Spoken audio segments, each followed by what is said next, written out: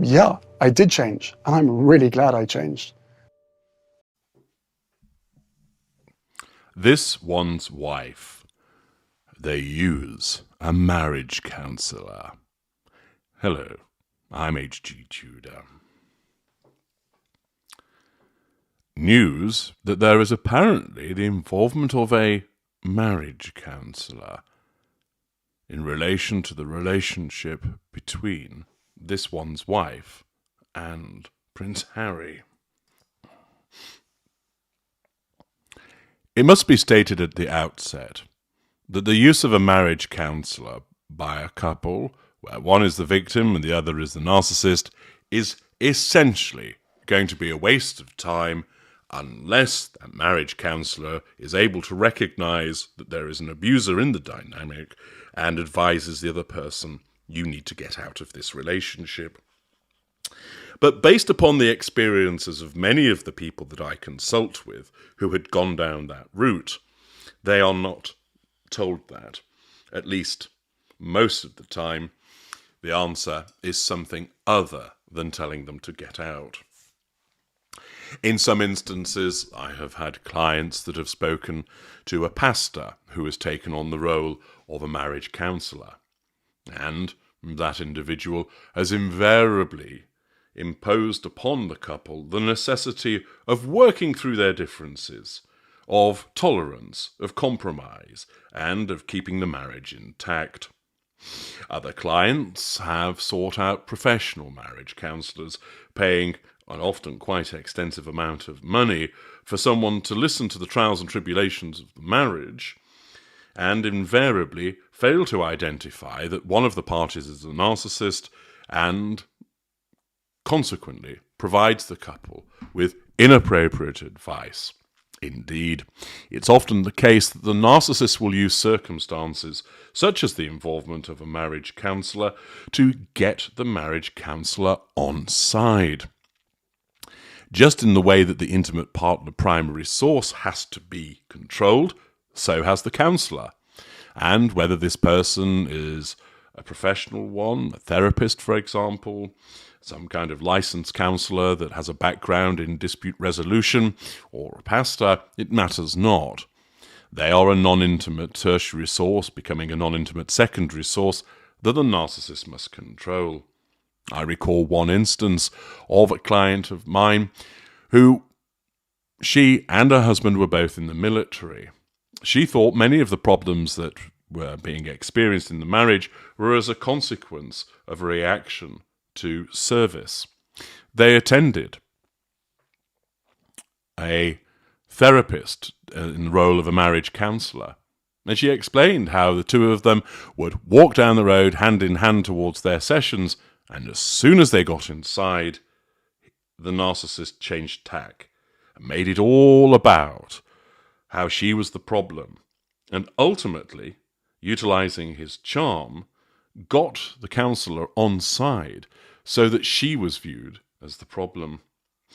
She later came to me in order to understand what she had been dealing with, and it was patently clear from an analysis of the evidence that her ex-husband was a narcissist, and that she had been let down by this counsellor, not only in terms of a failure to advise her properly as to what she was dealing with, but also in the way that he took the husband's side.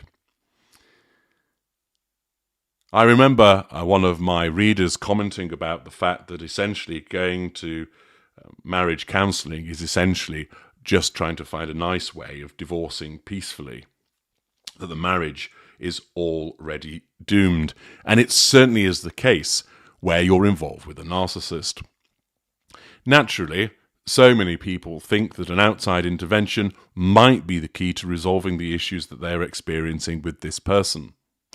Of course, where they're dealing with a narcissist, such resolution is not achieved by persuasion or causing them to realize the error of their ways.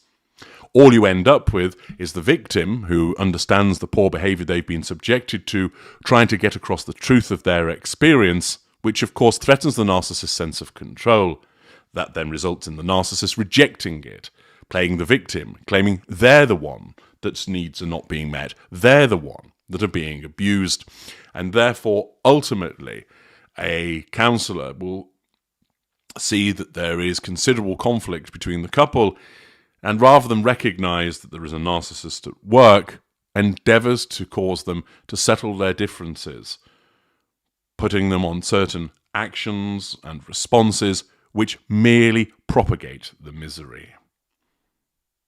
Might this be similar for this one's wife and Harry, with the involvement of a marriage counsellor? A professional marriage counsellor would simply be unlikely to identify what she is, and the focus would be on resolving their issues and keeping the marriage intact. Therefore, well-intentioned but inaccurate advice would undoubtedly be doled out to them. One could imagine that in such a session, this one's wife would do a lot of talking, dominating what's going on, and whilst Harry would express his own views, he would still be wary of the reaction of this one's wife. This one's wife would engage in facade management, portraying herself as a kind, supportive, loving wife, but it's just that he does this and he does that, and he's neglected me, and so forth. There will be a mishmash of revisions of history, where things that simply didn't happen, she will state as truth. And there'll be instances where Harry has reacted, where he will have reacted with anger, with frustration, and those will be used against him. It's likely that she will have obtained some form of footage, probably created by the lieutenant, her mother, which she would then show to the marriage counsellor to confirm that she is the one that has to put up with a great big ginger baby repeatedly throwing tantrums.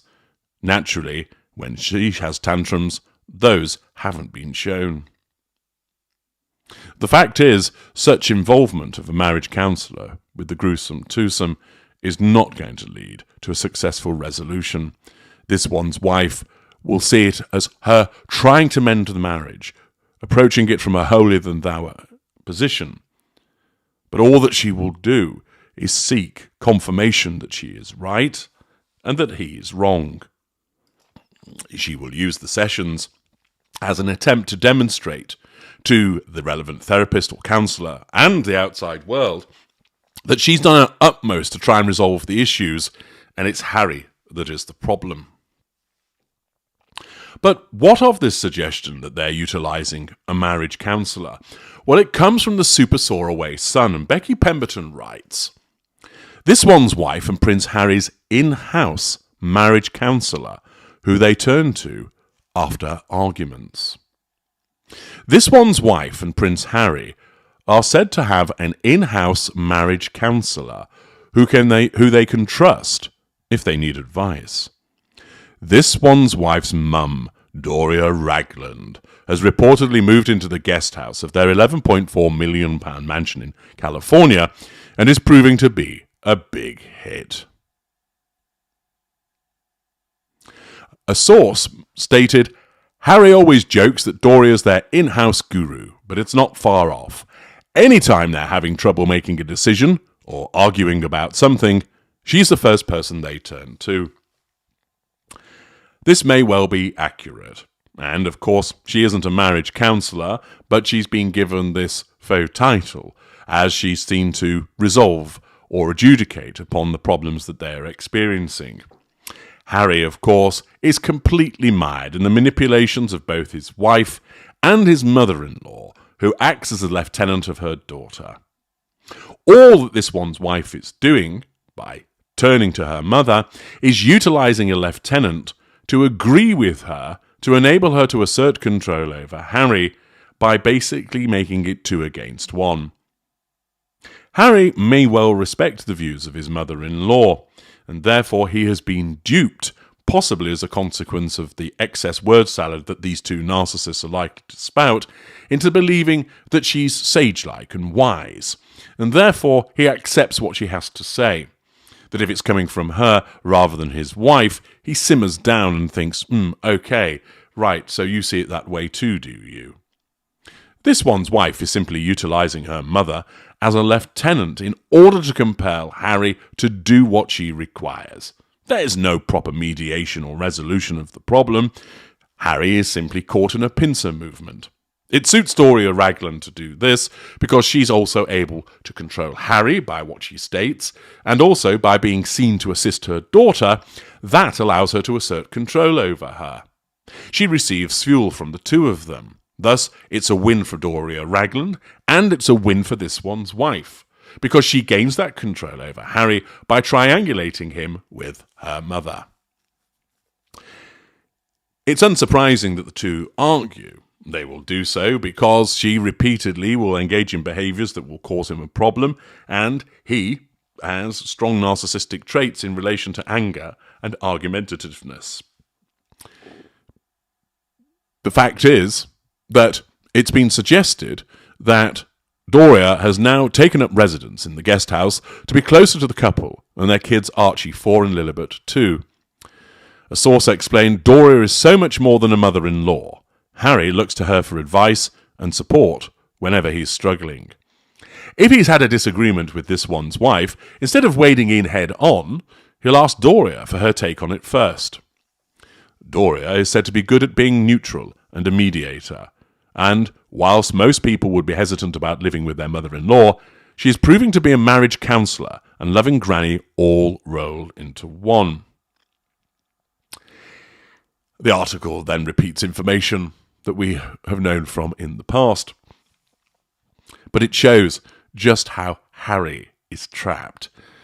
That where he has an argument with his wife and he's not able to resolve it, he just turns to his mother-in-law, who simply then controls him and does so also on behalf of her daughter. She, of course, isn't a real marriage counsellor. She has been described as such. But the point is, yet again, she's not going to be able to actually resolve the issues. All she's going to do is cause Harry to give in, albeit through a different route. I'm H.G. Tudor. Thank you for listening.